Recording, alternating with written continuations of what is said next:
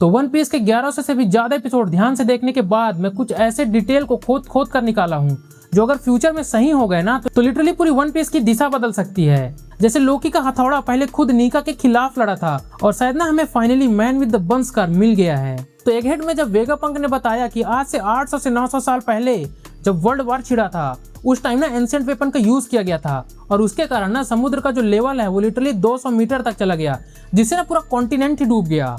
तो जब वो इतना पावरफुल वेपन था तो वो वेपन गए कहाँ और आज की डेट में वो कहाँ पास हैं? तो देखो एक्चुअली में ना एंशिएंट वेपन 3 टाइप के थे, एक प्लूटोन हो गया, एक पोसाइडन हो गया और एक यूरेनस। तो देखो हमें वानो आर्क में पता चलता है कि प्लूटोन एक बैटल शिप है जो ना वानो के नीचे दबा हुआ है और करंट में ना अभी वानो में मोमोनोस्के का राज है। इसका मतलब हुआ कि प्लूटोन भी ना अभी मोमोनोस्के के अंडर ही आता है। और जो दूसरा वेपन पोसाइडन है वो ना फिशमैन आइलैंड में सिराहोशी के पास रखा हुआ है। और इस वेपन के बारे में ना हमें उतना ज्यादा बताया नहीं गया है कि एक्चुअली में है क्या, ये वेपन बैटल शिप है या फिर मतलब क्या है, हमको ये अच्छे से पता नहीं है। और चलो ये मान भी लेते हैं कि हमें पोसाइडन के बारे में ना थोड़ा बहुत पता भी है, लेकिन यूरेनस के बारे में तो हमें कुछ भी नहीं पता। ये बना किससे है, क्या ये बैटल शिप है या फिर ये कोई अंदर की पावर टाइप से, मतलब क्या है ये? हमें बस अभी इतना पता है ना कि वेगापंक के लैब से मदर फ्लेम का एक छोटा सा हिस्सा चोरी हो गया था और उसी की वजह से ना लुलुसिया किंगडम पूरा तबाह हो गया था, जिसे समुद्र में ना एक बहुत बड़ा गड्ढा हो गया था जो कभी भरा ही नहीं, जिसे समुद्र का लेवल ना 1 मीटर ऊपर बढ़ गया। सोचो एक छोटा सा मदर फ्लेम इतना बड़ा तबाही ला सकता है, तो जब तीनों एंशिएंट वेपन का साथ में यूज किया होगा तो कितना बड़ा तबाही मचा होगा। देखो मेरे हिसाब से ना शायद यूरेनस ईमू के पास हो सकता है, क्योंकि किसी भी एंशिएंट वेपन को चलाने के लिए ना तुम्हें कमांडर की जरूरत पड़ती है। जैसे प्लूटोन का कमांडर अभी टेक्निकली तो मोमोनोस्के ही है और पोसाइडन का कमांडर तो सिराहोशी है। अब ये नहीं पता कि उसकी कमांडर है या वो खुद वेपन है, तो शायद ऐसा हो सकता है ना कि यूरेनस का कमांडर ईमू हो और यूरेनस ना ईमू के कंट्रोल में हो। क्योंकि अगर तुम देखोगे तो चैप्टर 1116 के पेंजिया कासल में ईमू का जो प्राइवेट रूम है ना, रूम ऑफ फ्लावर, उसमें ना एक पोर्ट्रेट लगा होता है जो ना नेफेतारी डी लिली का था। जल्दी से मैं तुमको लिली का थोड़ा सा हिस्ट्री बता देता हूँ। देखो जब 800 साल पहले जब पहली बार वर्ल्ड गवर्नमेंट बना तो उसके मेजर 20 रूलर में से ना एक रूलर थी ये, और वो अकेले मेरी जोआस गई और वहां ना वो सेलेस्टियल ड्रैगन बनने से मना कर दी, जबकि तुमको पता है कि सेलेस्टियल ड्रैगन का कितना ज्यादा इंपॉर्टेंस है। इसके अलावा जो पूरी दुनिया में पोनाग्लिफ्स फैला है वो ना यही फैलाई थी। अब ये बात अलग है कि ये गलती से फैलाई या फिर जानबूझ के फैलाई। देखो 20 रूलर में से एक थी, वो इतना पावरफुल थी ना, उसके पास इतना पावर था, बट वो अचानक से गायब कहाँ हो गई? क्या ईमू उसी के बॉडी में है? क्योंकि अगर तुम देखोगे ना तो ईमू दूसरे के बॉडी को कंट्रोल कर सकती है।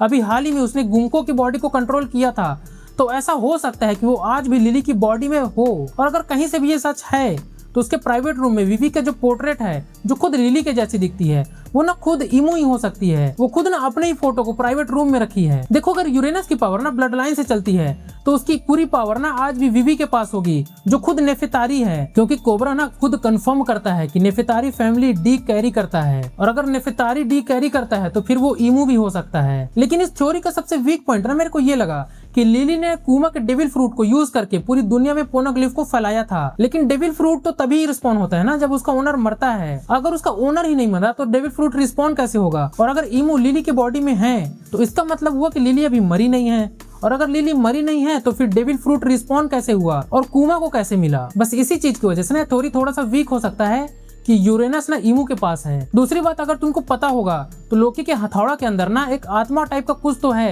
जिसका नाम ना रटाटोस्कर है, और उसके मुताबिक वो ना पहले किसी वॉरियर गॉड के पास रहता था, वही सेम वॉरियर गॉड जिसका ना डेविल फ्रूट निदोगर अभी लोकी के पास है। और इसमें भी सबसे शॉकिंग बात ये है कि राटाटोस्कर और वॉरियर गॉड ने मिलकर नीका के खिलाफ लड़ाई लड़ा था। मतलब वही राटाटोस्कर जो आज लूफी मतलब नीका के साथ मिलकर साथ में ईमू के खिलाफ लड़ रहे हैं, वो ना पहले एक दूसरे के खिलाफ लड़ते थे। अब ये देखना इंपॉर्टेंट है कि पहले वो आपस में लड़े क्यों थे और अब वो आपस में कैसे मिल गए साथ में। जो भी हो, ओडा ना हमें हिंट तो कर रहे हैं कि अभी का जो थर्ड वर्ल्ड है वो ना पहले के जो 2 वर्ल्ड थे उससे थोड़ा डिफरेंट तो है। और तीसरी बात, मैप का जो लास्ट मिसिंग पीस है वो ना किसी man with the bun scar के पास है जो हमें ना लास्ट पोनाग्लिफ तक ले जाएगा। लेकिन वो man with the bun scar है कौन ये हमें अभी तक पता नहीं है। हमें बस इतना पता है ना कि वो लास्ट टाइम फिशमैन आइलैंड पर दिखा था और वहां से वो गायब हो गया। इसके अलावा हमें इसके बारे में कुछ नहीं पता। और हमें ओडा ने बताया ना कि जो man with the bun scar है वो ना 2026 के लास्ट तक में हमको रिवील होगा। देखो मेरे हिसाब से ना 4 लोग ऐसे हैं जो इस कैरेक्टर को ना सेटिस्फाई कर सकते हैं। पहला तो स्कूपर गबन, बट ये ना मेरे को थोड़ा सा कम ही इसका चांस है, क्योंकि ना इसके पास ना तो ब्लैक शिप है ना तो इसके पास बवंडर है जो वो समुद्र में बना सकता है, और वो ना ऑलरेडी लाफ टेल पर जा चुका है, तो उसको ना एक्चुअली में पोनगलिफ की कोई नीड तो नहीं है। क्योंकि देखो जो मैन विद द बंस्कार होगा ना, उसको ओडा ने बताया है कि उसके पास पहली बात तो ब्लैक शिप होगा, दूसरा ना वो समुद्र में बवंडर बना सकता है, तो उस हिसाब से ना गबन का चांस तो थोड़ा सा कम है। दूसरा बंदा ना शायद जैगुआर डी साउल हो सकता है, क्योंकि ना उसके चेहरे पर बर्न स्कार तो पहले से था, और जब वो हारा जला था ना तब उसके सारे बुक्स जो भी एंशिएंट बुक्स थे उसको ना एल्बाफ तक लाने का काम वही किया था। तो इतना तो क्लियर है कि उसके पास ना पोनेग्लिफ के बारे में काफी कुछ जानकारी होगा। बट इसमें सबसे बड़ा फिर वीक पॉइंट वही आ जाता है कि उसके पास ना ब्लैक शिप नहीं है और ना तो वो बवंडर बना सकता है।